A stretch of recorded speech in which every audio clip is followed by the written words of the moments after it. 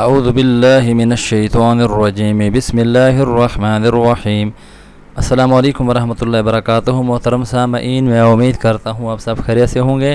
سختی اور مصیبت رفع کرنے کی دعا ہے۔ سیدنا علی رضی اللہ عنہ نے بیان فرمایا کہ رسول اللہ صلی اللہ علیہ وسلم نے مجھے حکم دیا کہ مصیبت اور سختی کے وقت یہ دعا پڑھوں: لا الہ الا اللہ الحلیم الکریم، سبحانہ وتبارک اللہ رب العرش العظیم، والحمد للہ رب العالمین۔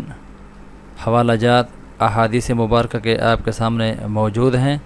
محترم سامعین، میں امید کرتا ہوں انشاءاللہ صرف 3 لائنوں کی یہ دعا ہے اور آپ اپنی سختی اور مصیبت کو دور کرنے کے لیے اس کا ضرور سہارا لیں گے۔ اللہ رب العزت مجھے اور آپ کو عمل کی توفیق عطا فرمائے۔